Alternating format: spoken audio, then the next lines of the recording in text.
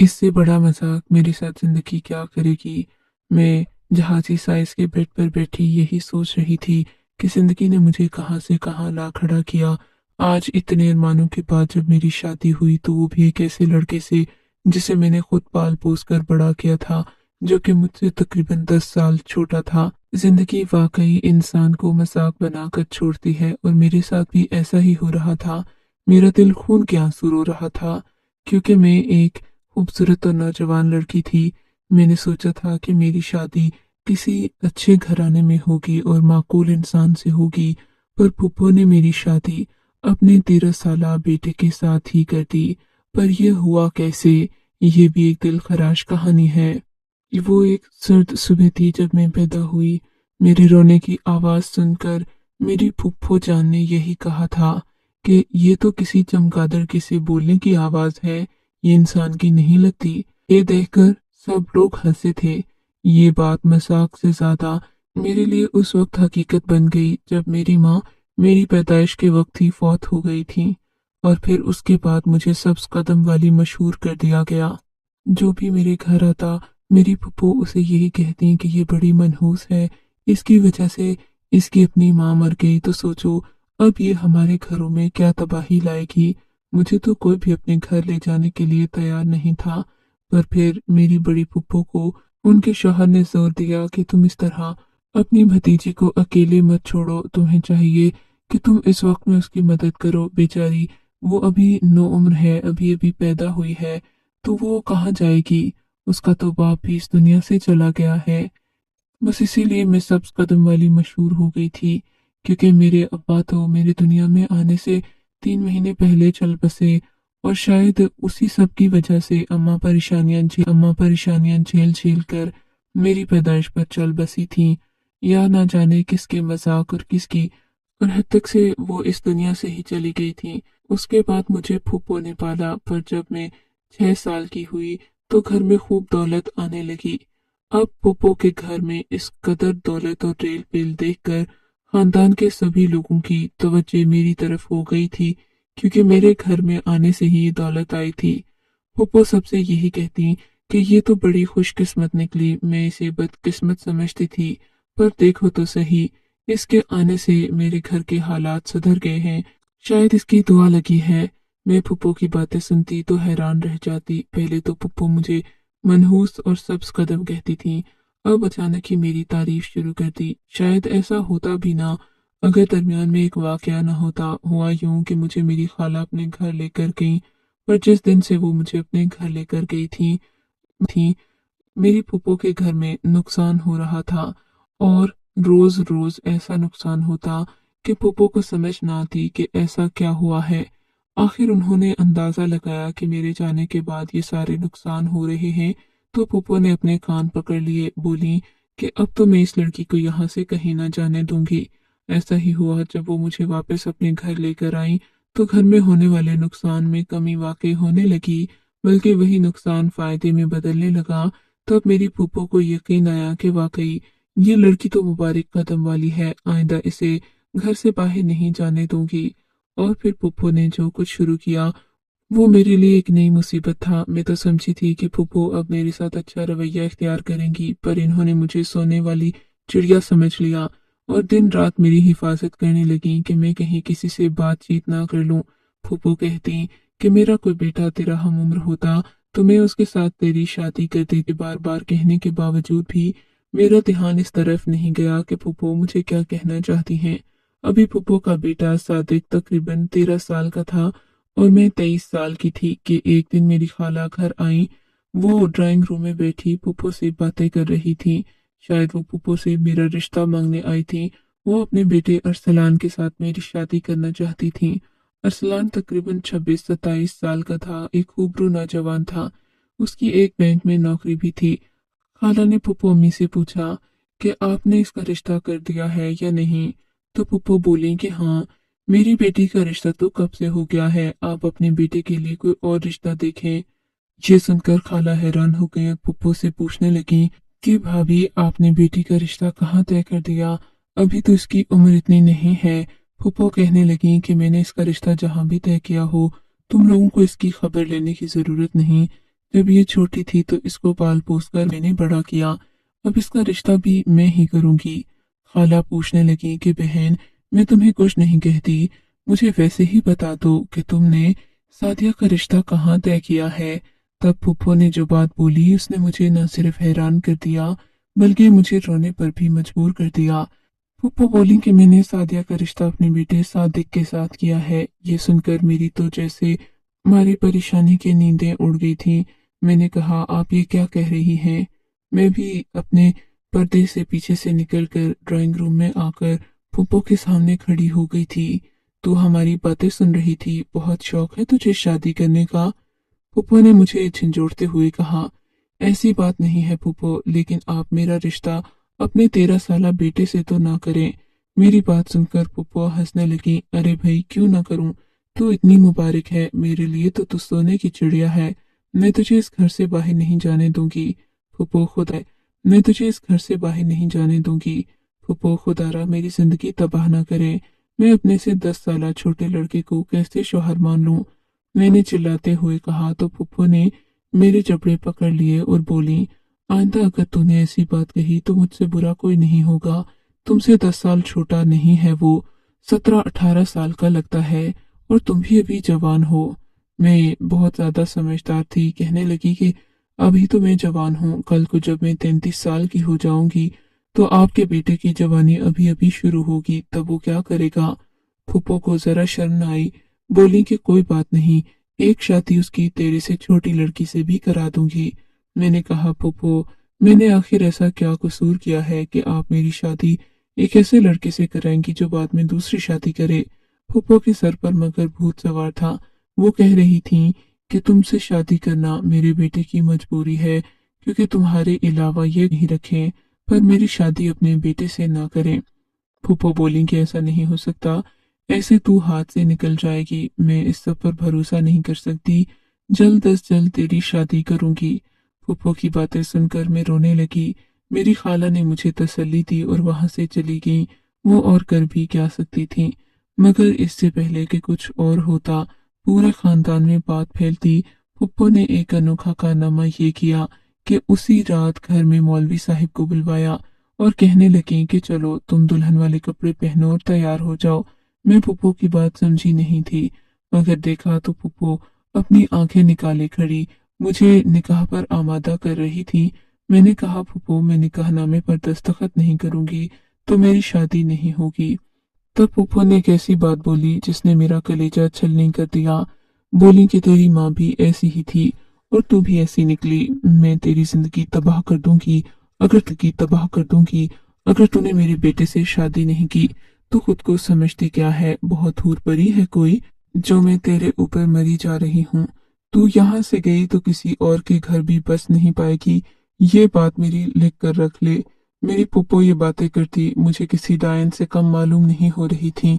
फिर मैंने सर झुका लिया। मेरे फूफा भी आ गए, इन्होंने भी कोई एतराज नहीं किया। बोले कि मेरी बीवी इस तरह के कामों में जल्दबाजी से काम नहीं लेती। अगर बेटी उसने तुम्हें खुश नसीब समझकर अपनी बहू बनाने का कहा है तो कोई बात नहीं, तुम इस फैसले को कबूल कर लो। रही बात दूसरी शादी की, तो जब तक मैं हूँ तुम्हारा शौहर तुम्हारे हाथ में ही रहेगा। अल्लाह तुम दोनों को लंबी जिंदगी दे। मैं अपने बेटे को ऐसा कुछ नहीं करने दूंगा।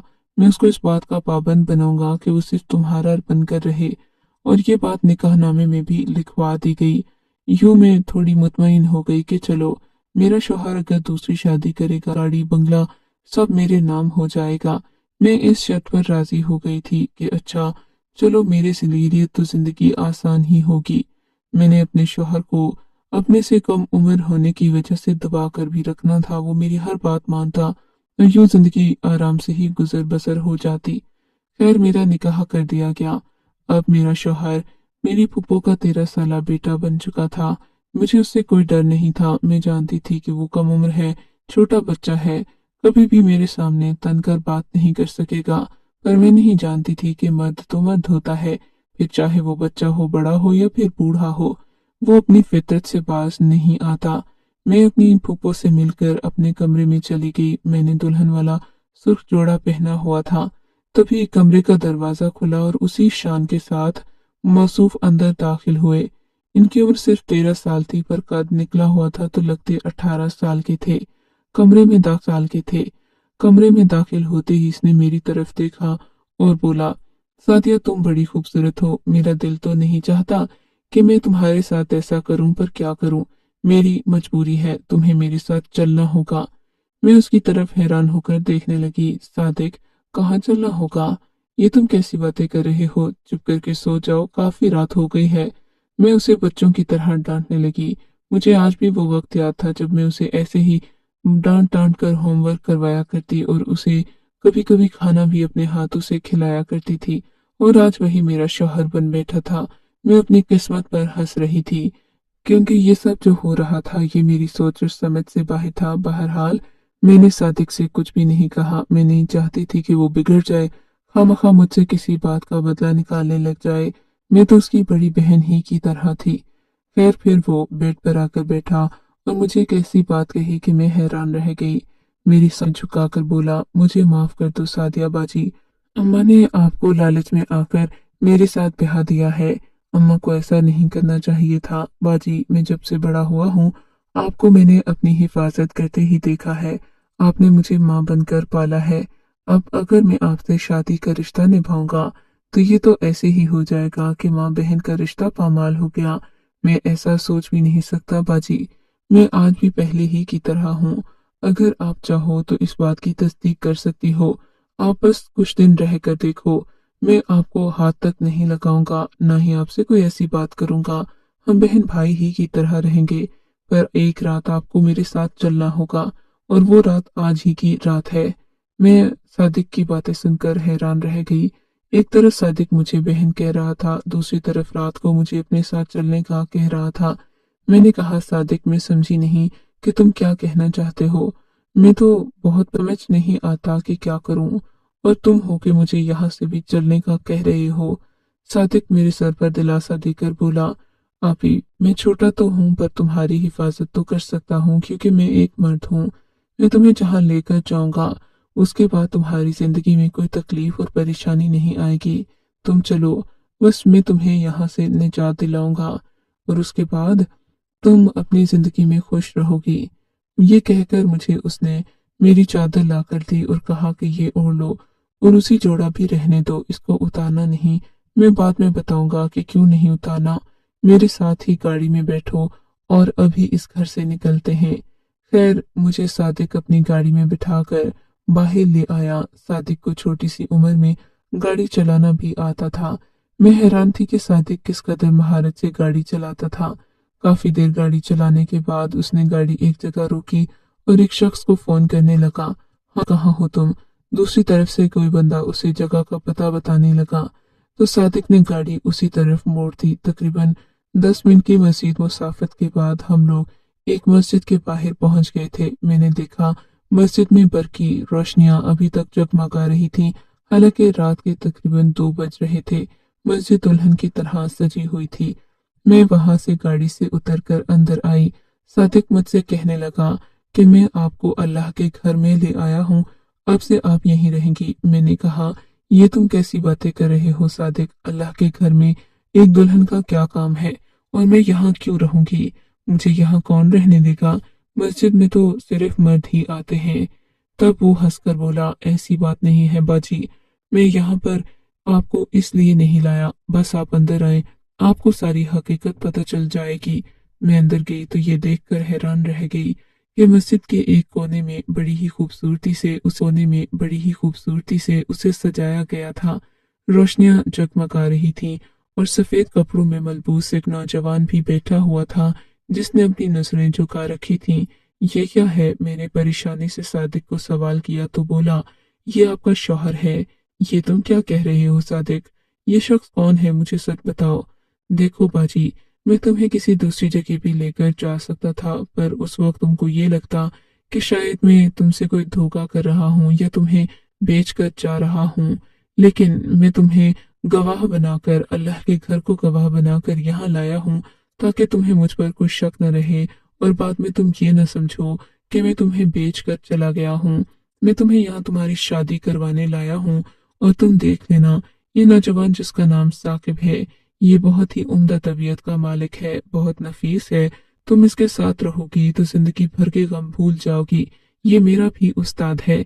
सादिक देखा और फिर बोला, मैं आपको होशो हवास में तलाक देता हूँ, तलाक देता हूँ, तलाक देता हूँ। ये सुनकर मेरे हवासों पर बिजलियां गिर पड़ी थीं। मुझे कोई फर्क नहीं पड़ता था कि सादिक मुझे तलाक दे या न दे, पर यह लफ्ज ही अजीब सा था। लगता था जैसे अब वो मुझसे हमेशा के लिए दूर चला गया हो। कहने लगा, मैं आपको यहीं तक लाना चाहता था। मैं जानता हूँ कि बाकी का सफर आप खुद तय कर लेंगी। फिर वो मेरा हाथ पकड़कर मुझे उस नौजवान के सामने लेकर गया और मुझे वहां बिठा दिया। अगले ही लम्हे हुजरे से एक मौलवी साहिब बरामद हुए। वो भी मेरे सामने बैठ गए। बोले कि बेटी, तुम अपनी तरफ से इस शख्स को वली मुकर्रर करती हो? मैंने कहा, जी हाँ। ये तुम्हारा निकाह पढ़ाएगा, मौलवी साहिब ने कहा। और मैं हैरान रह गई कि सादिक कब से इतना जिम्मेदार हो गया। फिर मौलवी साहिब ने मेरा निकाह साकिब के साथ पढ़ा दिया। यूं साकिब मेरा शौहर बन गया। जब मैंने साकिब को पहली बार गौर से देखा तो मैं उसकी आंखों में डूब गई। वो बहुत ही ज्यादा ईमानदार, खूबरू, खूबसूरत और दयानतदार इंसान लगता था। उसे देखा तो मुझे लगा जैसे यही मेरा शौहर बनने के लायक हो। सादिक मेरी जिंदगी से जा चुका था। चूंकि हमारा कोई ताल्लुक नहीं था, सो तलाक की कोई इद्दत भी नहीं थी कि मैं पूरी करती और फिर मेरा निकाह दूसरे लड़के के साथ करवाया जाता। अब सादिक मेरा शौहर बन चुका था। सब मर्द उठकर एक दूसरे को गले मिले। साकिब बोला कि मैं आपको बहुत खुश रखूंगा। मुझे आपके चचा साहब भाई ने सब कुछ बता दिया था। इसने बताया था कि आपकी अम्मी आप पर जुल्म करती हैं और आपकी शादी भी अपने 13 साल बेटे के साथ करना चाहती हैं। सादिक आपकी बहुत इज्जत करता है। वो हमेशा ही आपका नाम बड़े अदब से लेता था। बल्कि एक बार तो एक लड़के से आपकी वजह से इसने खूब लड़ाई की थी। सादिक आपको शुरू से ही अपनी बहन मानता है, पर यह आपकी अम्मा जान ने किया कि आप लोगों को शादी के रिश्ते में बांध दिया। हालांकि सच तो ये है कि सादिक एक और लड़की को पसंद करता है और उसी से शादी करना चाहता है। ये सुनकर मैं हैरान रह गई। सादिक ने भी इस बात में सर हिला दिया और बोला, बस आपी, अब आप इसी शौहर के साथ रहेंगी, सारी जिंदगी यहीं गुजारेंगी। अम्मा आपका कुछ नहीं बिगाड़ सकती। इन्होंने आपको मेरे हवाले किया था।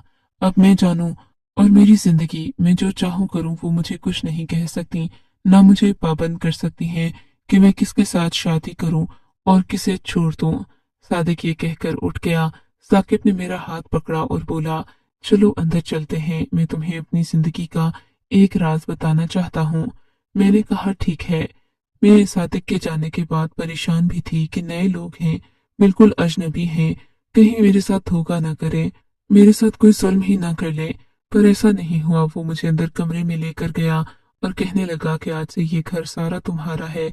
बस एक राज जो मैं कहता हूँ वो ये कि मेरी पहले भी एक शादी हुई, लेकिन मैं ये सुनकर दिल बर्दाश्त हो गई थी। या अल्लाह, मैंने जिस खौफ से सादिक से शादी न की थी, वो खौफ यहाँ भी मेरे सर पर मंडला रहा है।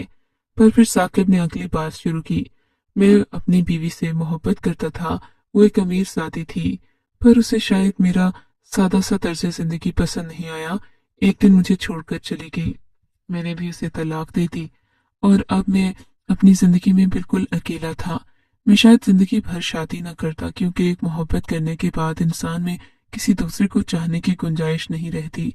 पर जब मैंने सादिक के मुंह से आपकी सारी कहानी सुनी तो मैं मजबूर हो गया कि मैं आपका सहारा बनूं। ये कहकर साकिब ने मेरा हाथ पकड़ा और हमने एक नई जिंदगी का आगाज किया। मैं साकिब के साथ बहुत खुश हूँ। मेरी जिंदगी उसके आने से बहार हो गई है। मैं सब लड़कियों से यही इल्तिजा करती हूँ कि सब्र का दामन हाथ से कभी न छोड़ें और अल्लाह से शिकवा न करें, क्योंकि अल्लाह जो हमारे लिए लिखता है वो बहुत ही ज्यादा अजीम और हमारे लिए बहुत फायदेमंद होता है। ये हम ही हैं जो अल्लाह के दिए हुए रिस्क को और अल्लाह के लिखे हुए मुकद्दर को समझ नहीं पाते।